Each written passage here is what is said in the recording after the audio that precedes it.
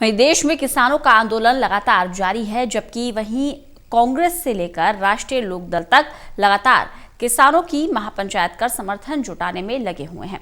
किसानों के बीच में बात रखकर बीजेपी को घेरने के लिए तैयारी की जा रही है। बीजेपी के यूपी से राज्यसभा सांसद शिव प्रकाश शुक्ला से बात की है हमारे संवाददाता ललित नारायण कांडपाल ने। मसले पर जमकर राजनीति हो रही है। एक ओर जहां प्रियंका गांधी लगातार वेस्टर्न यूपी के अलग अलग इलाकों का दौरा कर रही है, वहीं दूसरी ओर अब अरविंद केजरीवाल भी किसानों से मिलने जा रहे हैं। मेरे साथ बात करने के लिए मौजूद हैं यूपी के भारतीय जनता पार्टी के वरिष्ठ नेता और राज्यसभा सांसद शिव प्रकाश शुक्ला जी। सर, ये बताइए कि प्रियंका गांधी लगातार वेस्टर्न यूपी के अलग अलग इलाकों में जा रही हैं और वहां पर वो गन्ने का मुद्दा उठा रही हैं। उन्होंने भी कुछ दिन पहले एक शायरी लिखते हुए भी कहा कि जो गन्ने का मूल्य न चुका सके वो जान की कीमत क्या जानेंगे। मुझे लगता है कि अच्छा हुआ किसी बहाने गन्ने का पेड़ तो देख लेती हैं कि गन्ने का पेड़ होता कैसा है, अन्यथा किसी और पेड़ को ही वो गन्ना जान लेती। लेकिन वहां गई हैं तो कम से कम इतना जान लें कि उत्तर प्रदेश की सरकार ने गन्ने के मूल्य का भुगतान कितना किया। ये भी जान लें कि उत्तर प्रदेश ही नहीं बल्कि केंद्र सरकार ने भी गन्ना के मूल्य में उसमें कितना बढ़ोतरी किया। ये सब कुछ है उत्तर प्रदेश में। तो गन्ना वहां के माननीय मुख्यमंत्री श्री योगी आदित्यनाथ जी ने हमेशा किसानों की बहबूदी के लिए काम किया है। जब शपथ लिए तो 36,000 करोड़ रुपए उनके कर्जे माफ करके, और उसके बाद आदरणीय प्रधानमंत्री जी ने जो दिया कि किसान सम्मान निधि देकर के 6,000 रुपए प्रत्येक वर्ष जो दे रहे हैं, वह उनके खाद, बीज, पानी, मजदूरी सबके लिए ये होता है।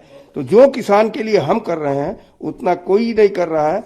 यह किसान के घर जाकर के केवल अपनी रोटी सेकने का काम कर रहे हैं और वो भी जल जा रही है। सर, एक बात भी साफ है लेकिन कि एक और जहां इनकी पंचायतों में भीड़ आ रही है, आप क्या मानकर चल रहे हैं कि 22 में चुनाव होना है और अगले ही महीने जो है पंचायत का चुनाव भी होना है, तो आप लोगों पर किसका कितना असर पड़ सकता है? देखिए, हमारे विकास के कार्यों के नाते चाहे जनधन खाते हो और चाहे उसमें अनुसूचित जात, अनुसूचित जनजाति और महिलाओं को बैंकों से अगर उनके प्रोजेक्ट तैयार है तो 1 करोड़ रुपए तक बिना किसी जमानतदार के लोन हो, वो भी कम ब्याज पर। तो ये सब कुछ ऐसा है कि उनको लगता है कि नहीं, मोदी ही ऐसे हैं जो निश्चित रूप से भारत को उन्नत कर सकते हैं और हम भी उसी उन्नत को में सहयोगी हो सकते हैं। तो कोई वो नहीं होगा। आज ये लोग केवल हमारे आदरणीय प्रधानमंत्री जी को शब्दों से, अच्छे अच्छे शब्दों से, समझिए इनके शब्दों में, वो कर रहे हैं और कुछ कर नहीं पाएंगे। एक आखिरी सवाल, आम आदमी पार्टी, बसपा, सपा सब लोग लामबंदी कर रहे हैं किसानों के मामले को लेकर।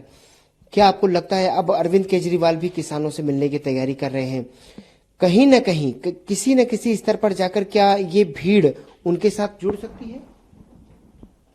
देखिए, भीड़ अलग की विषय है और मतदाता अलग का विषय है। पिछली बार उत्तर प्रदेश में भी सभी लोग एक हो गए थे। बुआ भी थी, भतीजा भी था, कांग्रेस भी जाकर के सट गई थी। ये सभी के सभी लोग ये हो गए थे। लेकिन जनता ने ये कहा कि नहीं, मोदी जी के विकास का कार्य ऐसा है कि हम मोदी जी के साथ रहेंगे। तो आगे भी ये दिखाने के लिए भीड़ लेके चलेंगे, लेकिन वोट तो हमारे विकास के पक्ष में पड़ेंगे। हमसे बात करने के लिए बहुत बहुत शुक्रिया। तो वो बता रहे साफ तौर पर कि जिस तरह से किसान महापंचायतें हो रही हैं, अब वो प्रियंका गांधी कर रही हो या फिर वो जयंत चौधरी कर रहे हो, लेकिन असर इसका भारतीय जनता पार्टी के रिजल्ट पर कहीं भी नहीं पड़ेगा और ना ही उसकी राजनीति पर कोई बहुत बड़ा असर पड़ने वाला है। कैमरा पर्सन शूरवीर के साथ ललित नारायण कांडपाल, टोटल न्यूज, दिल्ली।